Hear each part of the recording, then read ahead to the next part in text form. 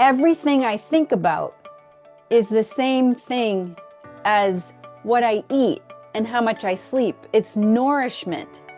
And if I'm thinking about how this symptom means this symptom means this, I'm not going to get better, then I'm not. Welcome to the Metamorphosis Project podcast. I'm your host, Tina Eichenberg, and this is a space where transformation begins. Here, we dive deep into energy healing, self-care, and the power of mindset to help you break free from old patterns and design a life that feels aligned, vibrant, and authentically you. True metamorphosis isn't just about change. It's about becoming who you were always meant to be.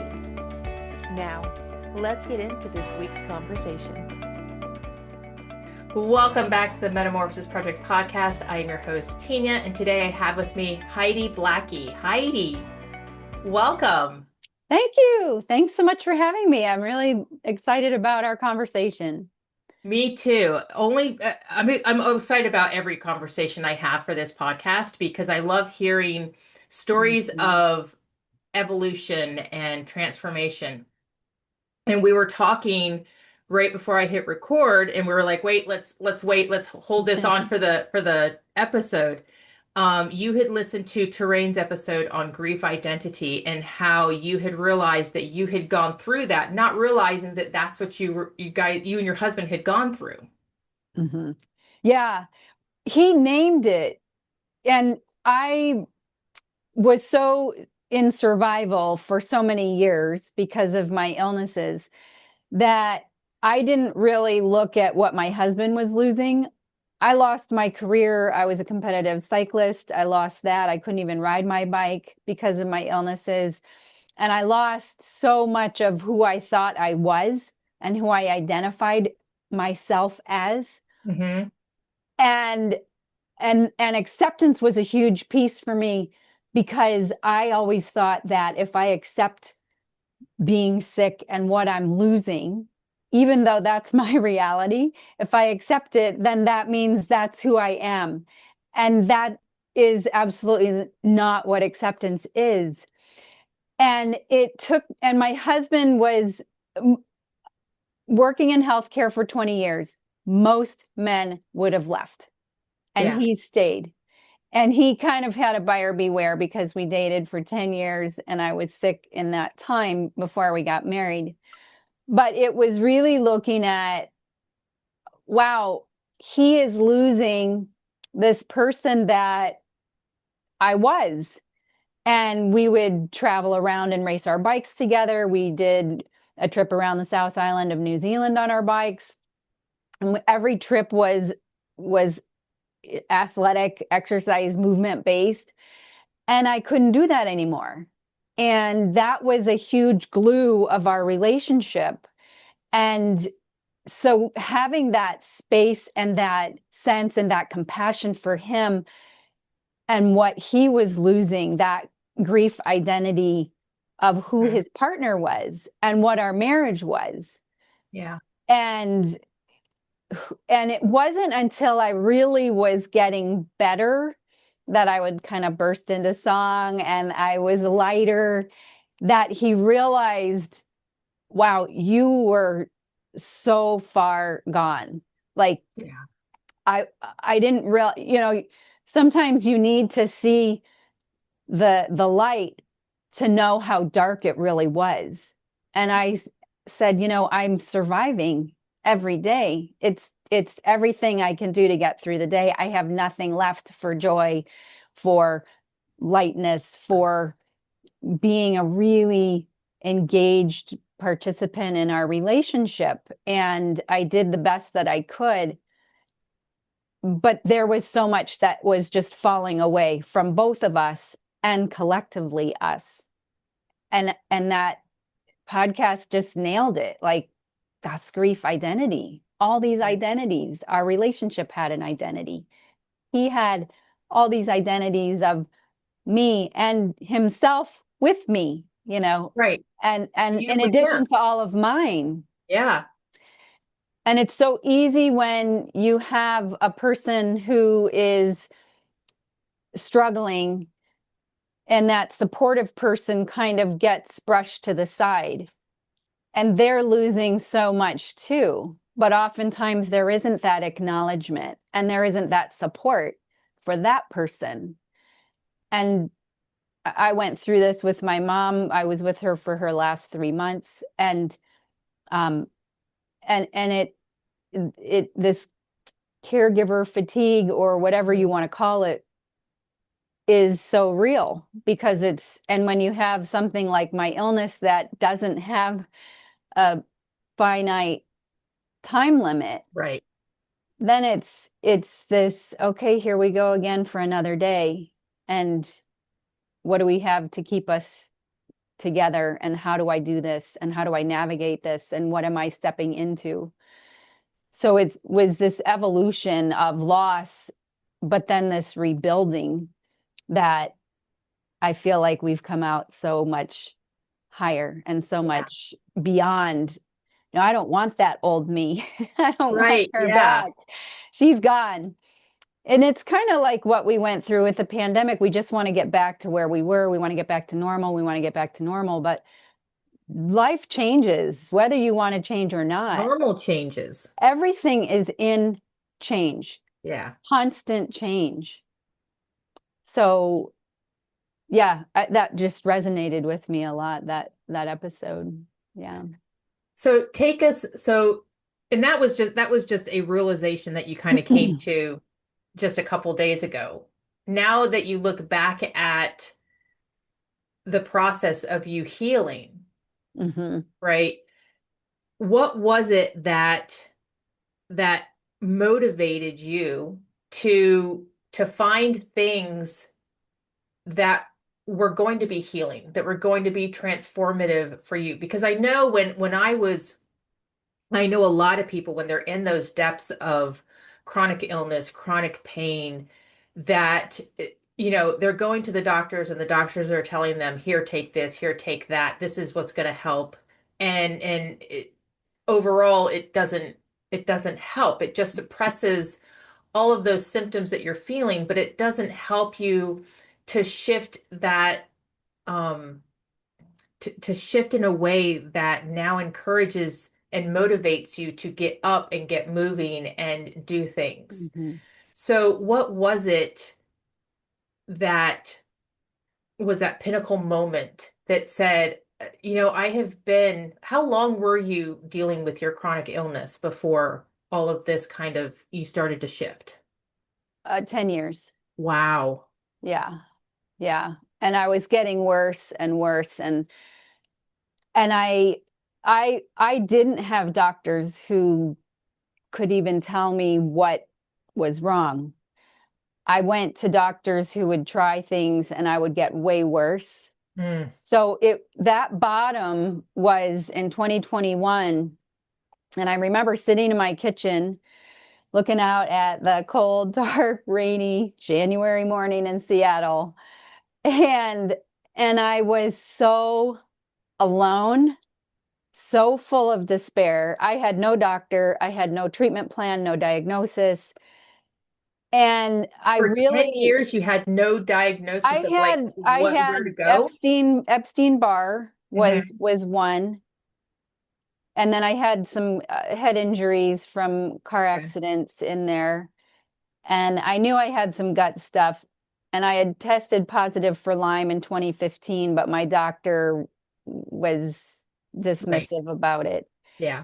And I said, well, I never had the bullseye rash. So yeah, okay, that makes sense. But so I had some ideas, but I also really trusted my doctors. And I do believe that they were doing the best they can Absolutely. within the Absolutely. constraints of, and they were functional medicine docs. So they were a little bit more open to root Right. cause medicine, but they still had some blinders on. And so I felt like, you know what? I got no one.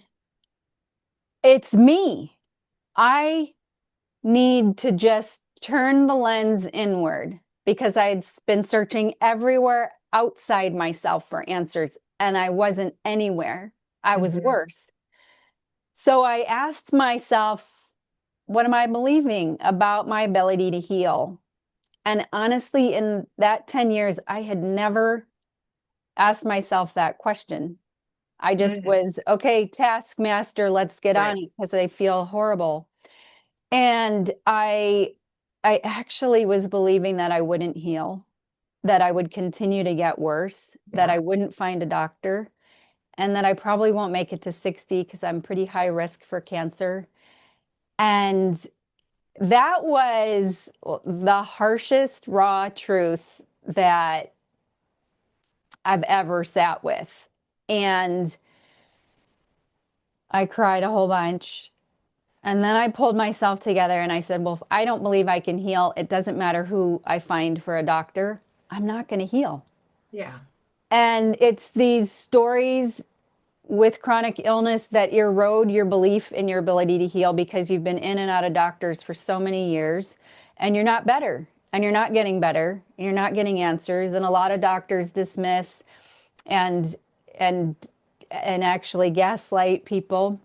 Yeah, I mean, even if you do get, like you said, you got a couple different ideas or Yeah, diagnoses of what it could be. Even if you get a diagnosis, you don't oftentimes feel better because again, they're supplementing your health with things that are just covering up the symptoms so that the symptoms go away, but you don't feel any better. yeah, yeah.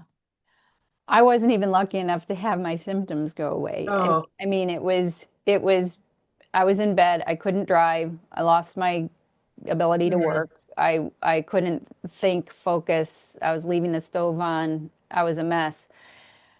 But it was this vow that I made to myself that morning that I'm going to believe in myself and I'm going to believe in my ability to heal. I have no idea what that looks like because honestly, I didn't really believe in myself most of my life.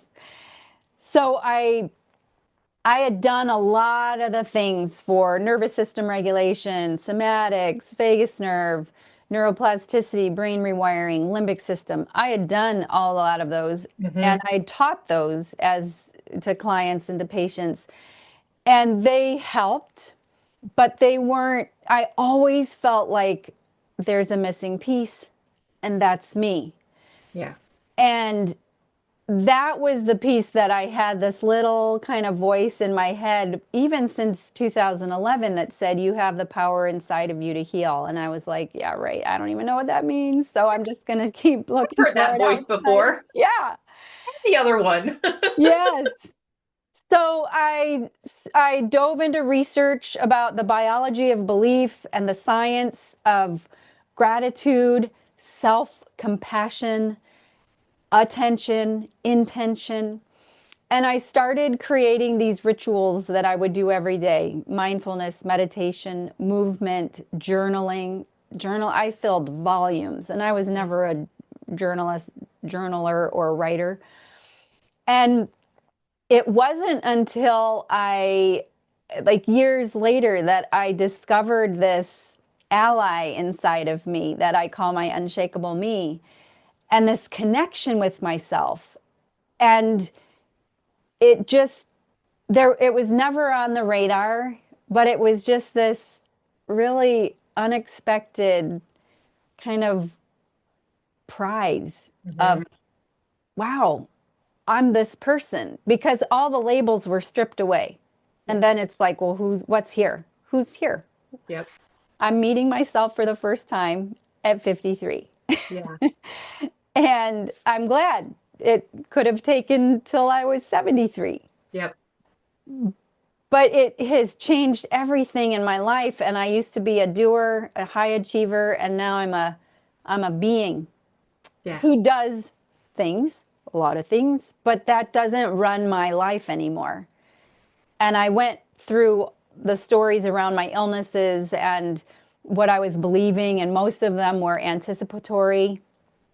This symptom means this symptom means this, and forecasting. And I really worked a lot on awareness and changing that narrative. And then I Hmm. went back through my life with the not enough theme, and let go of those stories and those childhood scripts that had really imprisoned me Hmm. and made my decisions for me for so much of my life. There are a few times where I was like, I'm going for it anyway, but many more where I kind of stayed in the back and didn't want to take the risk to make a mistake, to fail, to be judged or Right. whatever. Right. So that was kind of in a long nutshell what brought me to that point. Yeah. So I love that you said you went back to your not enoughness. Hmm. How did you rewrite your past? Did you rewrite your stories to feel like I have done kind of the same thing where I've gone back to say, I don't have very many memories. So I like back to like age 8, and I would rewrite how something happened. And Hmm. at the end of that story, it was such a different feeling. Yeah. It was a positive feeling attached to it as opposed to that negative feeling. Is that similar to what you did with your not enoughness? I actually went back and gave little Heidi parenting, love, hugs, kindness, compassion. And I would do that, kind of visit her and really tell her you are enough. Hmm. And that was kind of more the method that I used. But here's the thing. Even if I make a declaration at age 52 that I'm enough, that has been a story for 52 years. Well, probably 45 because I started reasoning at 7. Right.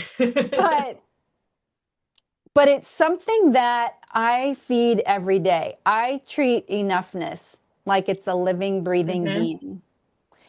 And what the things that build that enoughness are belief in myself, stepping out of my comfort zone and doing things that old me would never do, and giving myself compassion and kindness every day. And those things are kind of the water and the fertilizer and the compost to really feed those seeds of belief, Hmm. to have it be so stable and steady that when things happen that I can't control, I'm still there. I got you. I'm there. Yeah. I support you. And you are enough. And what's so interesting is that I used to have these compensatory strategies for my not enoughness. I would way over prepare for presentations, for tests, for patients that I would see that were a little bit more challenging. And I wouldn't trust my skills, my knowledge. And when I started this evolution of enoughness, Hmm. those just fell away. They were gone. And it was almost a few months before I realized wait a minute, I've got a presentation, I'm giving a speech. I need to prepare for this. Get on it. And I used to be so anxious about it that I would just be sweating and I still get nervous when I speak in groups and I think that's because I care. Right. But all these steps to compensate and have to be credible and it's you are credible. You have the experience, you have the lived experience, you have the knowledge, you have the wisdom. Just it's there. Hmm. Trust. Trust it. You Yeah. don't have to do all this exhausting overthinking, over preparing to compensate. I don't need to compensate. I'm enough Right. already. Right. Walking in the door, I'm enough already. And if I make this presentation all about them, that's it. Right. That's all I Right. need to do. Don't worry about me. Put that energy into them, giving them the most that I can, the best that I have. And it always works out. It always It works out does. fine.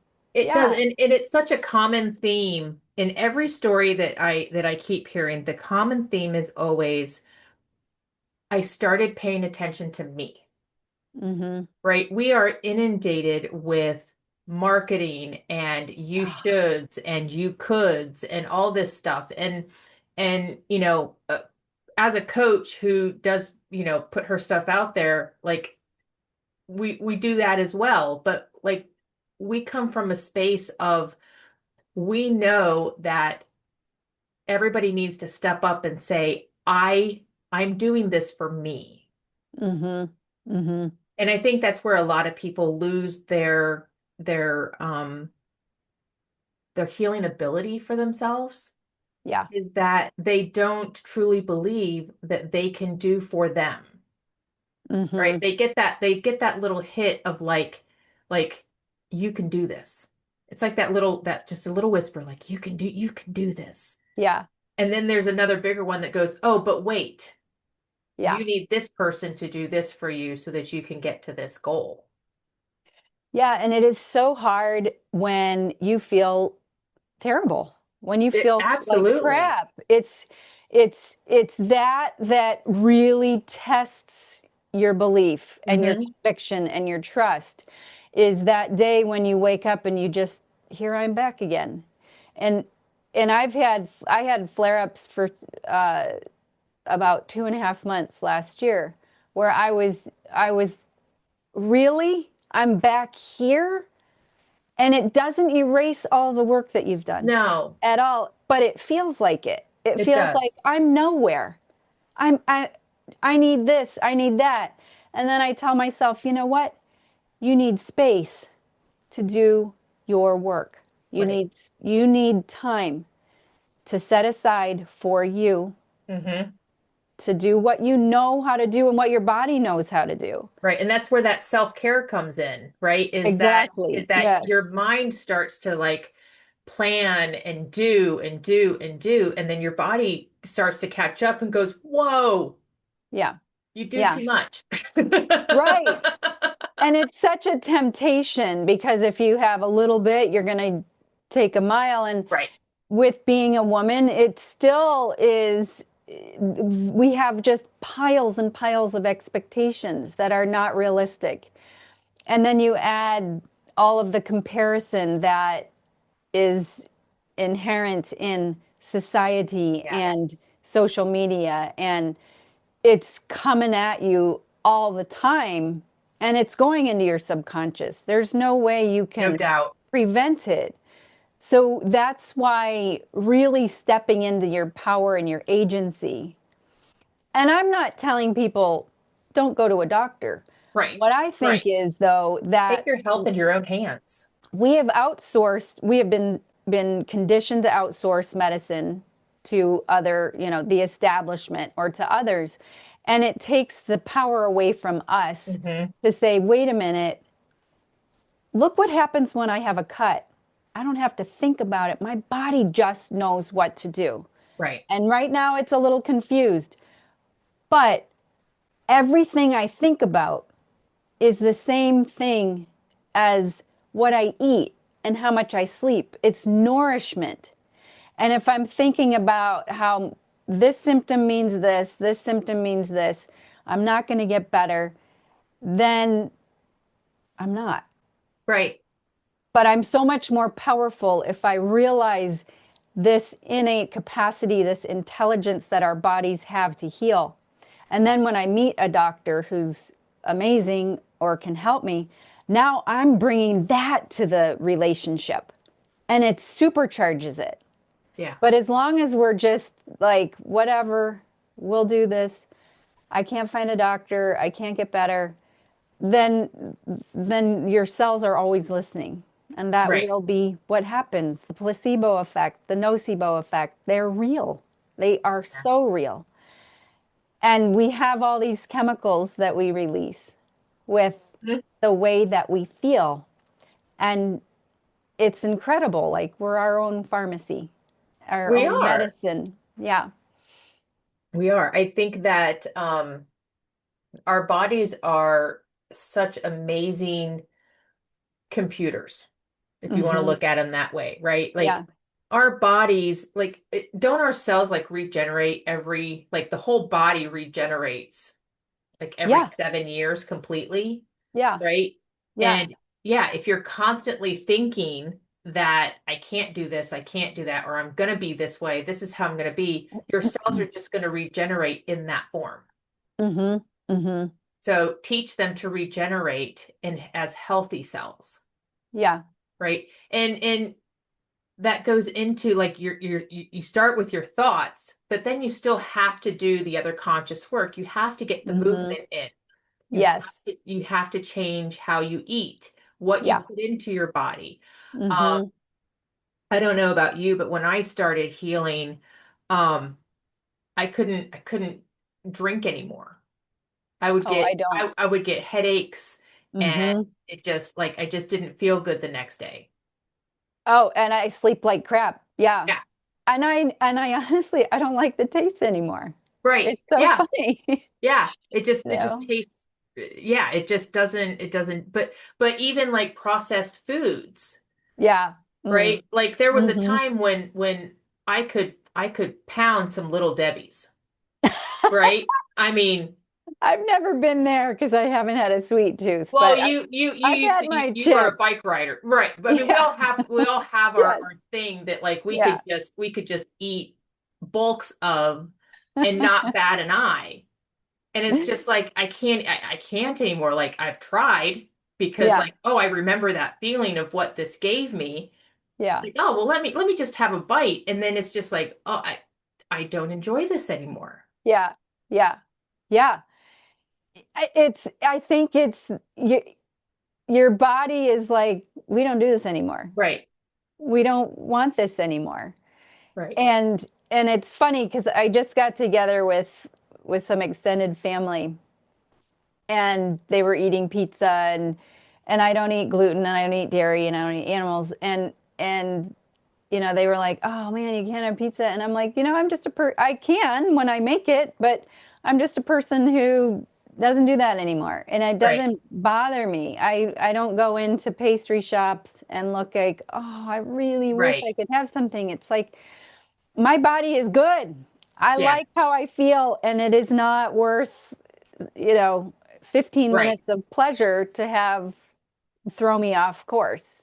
Yeah. So it's just, and what's so interesting is that I just want alone time so much and quiet. And it's so funny because my husband is just, he's got podcasts on. He follows weather people and skiing and cycling on YouTube all the time. And he's always got something going. And I'm always headphones and meditating and just Yeah. Yep. like seeking that silence and that contemplative practice. And it's just, it's like my type of sugar or something Right. where I Right. just crave it and I love it and I feel so good in it. And even just 5 minutes, I'd love to spend hours. I don't have hours, but Right. just little snacks of it in my day make such a big difference and just help me to reconnect with what's real and what's Yeah. in this moment. And I think it's so easy to be, I used to be on autopilot, running, running, running. Next thing, two things ahead, three things ahead. There's Mm-hmm. never enough time. I'm always late. I'm screeching around. And it's a terrible way to live. Yeah. It is, you're a million miles from you. And I also want to respect that people do have situations and circumstances where they are working several jobs or they're a Right. single parent Right. or whatever and have a lot of responsibility. But there are ways to build in that pause when you're washing your hands, Yep. when you're doing dishes, Yep. to just breathe B. Yeah. Yeah. and just be in that moment Yeah.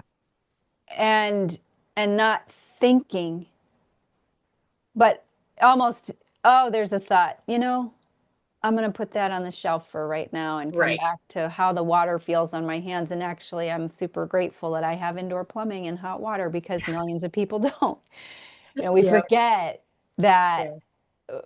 uh, we have so much abundance. We really do. My most recent question to people is, do you realize the average person has over 300,000 items in their home? That's insane. When you count like each spoon, each Yeah, fork, right, each that's thing, crazy. over 300,000 items. Wow. Wow. And what do we do? How many of those items do we use on a daily basis? Right. How many of those Right. items do we even remember that we have? And how many times do we focus on what we have Right. versus What we what don't we have. don't? And Yeah. that's conditioning. That's all around us. You need this, you need this, you need Yep. this to Yep. feel like this, to feel like this. It is. And I look at the generations growing up. I mean, I don't know how old you are, but I'm so glad I didn't have social media Oh, and me too. all the We're both Gen things. X. We're both Gen X. Ah, So I I'm yeah. so glad I did not grow up in this age. I Yeah. think it's already hard enough being a youth, and then you pile all that on and all of the pulls in so many Yep. different directions and Yep. telling you how you're not enough, you're not okay, the way that you are is different, that's bad, that yeah, it is hard to find your footing, and the consumption that we have is insane. Well, And that's where a lot of people will say, I don't have time to devote time to myself. yeah. And I often ask them, how long are you scrolling on social media? Mhm. Mhm. And oftentimes it's 2, 3 hours a night, right? It's from dinner time to bedtime. And if it's, they put the kids to bed at 8, it's usually from like 8 to 11. Mhm. It's like there's time for you in there. Yeah. But we Yeah. doom scroll to not have to deal with the crap that we need to deal with so that we can feel better. Yeah. What do you find is is really the big block and the resistance to people turning inward? Nobody goes out and says, "I want to reconnect with myself." And I didn't. It was a Right. byproduct. Yeah, But what do you see as kind of the the block. obstacles? Yeah. I think it's that people don't know how to process whatever might come up, whether it's emotions or an event or a thought. They truly do not know how to navigate through whatever it is that's going to come up. Mm-hmm. Whether if it's a problem with a coworker, they constantly think about how do I what am I going to do, right? If I go to the boss, then this might they talk themselves out of conflict, out of dealing with conflict. Mm-hmm. And that's really Mm-hmm. a lot of what is going on that we're trying to push away is whether it's inner conflict or conflict with somebody else or conflict with a news story. It's just it's they don't want to deal with the conflict. Yeah. It's easier to distract. It is. We never learn how to be ourselves and how No. to think for ourselves. When you grow up, you're in a family and you learn Hmm. what you have to do to be Right. accepted in the Yep. family Yep. and in school and with friends and then with work and within maybe the relationships that you have and then the larger society. And we're fed this our whole life. And I think unless you have this kind of awakening Hmm. where you have hit bottom, you don't wake up. You're this autopilot Right. of this is what I've been fed and this is what I'm living out. Yeah. And we don't ever learn how to be ourselves. We don't No. know. Who No. are And I you? think How do you do that? What do you do? right, right. And it's something that our parents should have allowed us to do, right? It's something our parents Yes. should have said, Hey, Heidi, if you want to go and learn how to play the flute while wearing a purple dress and green polka dot socks, Yeah. go ahead, Yeah. right? But they might have said, oh, you can play the flute, but you need to wear this black dress with this white frilly collar, and that's not Heidi, right? Yeah. So Yeah. it's the parents' job to say, you be you. You want to go to Yeah. school, and I did it with my kids were doing their laundry since they were like 10 years old. Oh, that's awesome. And if they went to school with wrinkly clothes, I let them go to school with wrinkly clothes Yeah. because that was who they were at the time. Mm-hmm. Mm-hmm. So I think our generation and future generations they are letting their kids be more of who they are, as opposed to trying to shift them into them. I'm seeing a little bit different in terms of more the helicopter parent who is dragging their kids to every single sport because that's what this socioeconomic group does. Yeah. And Yeah. in order for them to really be in sports in school, they've got to go through all these select teams, and our whole weekend is the kids running Yeah. around. I see that too. And my parents, they signed me up for piano for a million years, which I didn't want. They made me do drama, which I'd hide in my closet and cry because I hated it. And then I wanted to do horseback riding because I absolutely loved horses and still do. And they would say, you know what? I don't want to spend my whole Saturday waiting for you at a barn. Right. I don't want to. Yeah. This isn't what we want to do. And And as hard as that is, I also respect that because they need to take care of themselves Right. Right. and not have us be the center of the orbit. Right. Right. There has to be And a balance. yeah, and it's funny, our neighbors, they have two kids. One just went to college and the other is, I think, 13. and and it's constant. They're running around, and I was talking to the wife, and she said, all those sports, he doesn't even play them anymore. None of them Yeah. care. Yeah. They're not Oh, interested.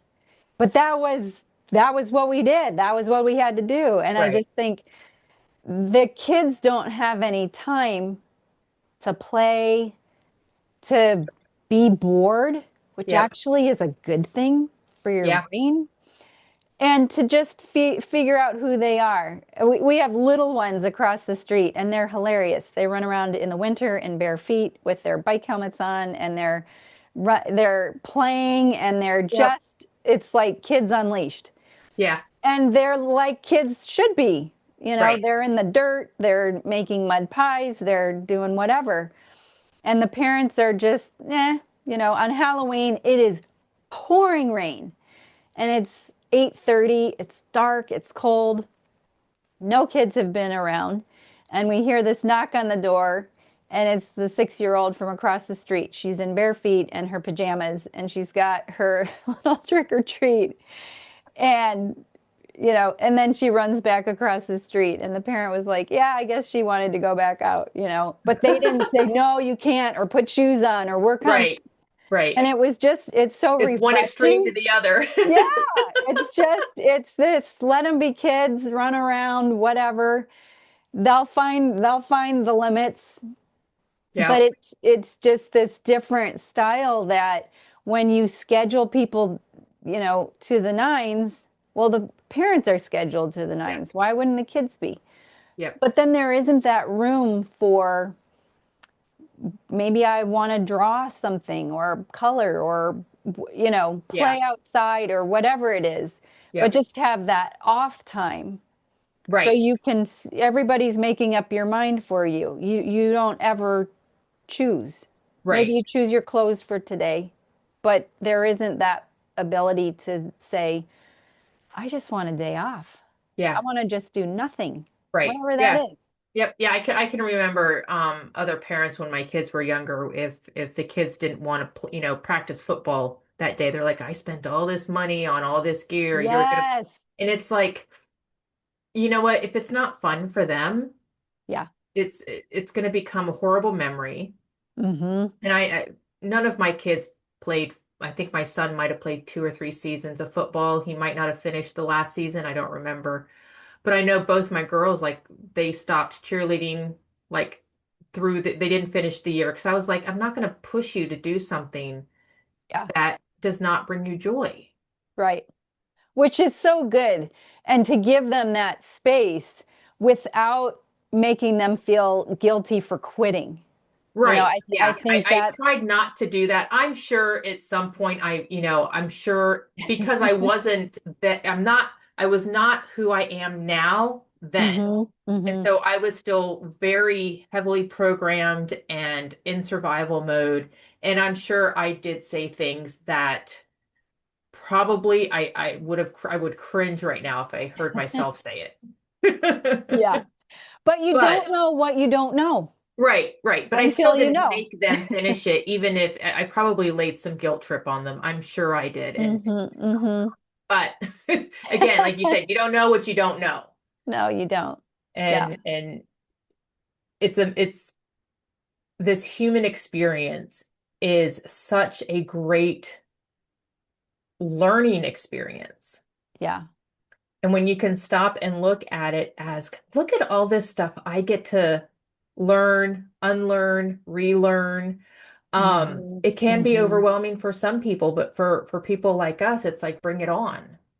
I love it. I love it. It's this insatiable appetite Yeah, for just learning and waking up every day and saying, okay, how can I live for my highest good? How can I set intention today to be who I want to be and show up as that person with whatever happens and unfolds today? yeah, And I think people are doing the best they can with what they have, yeah.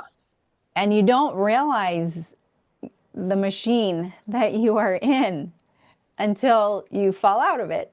Right. Yep.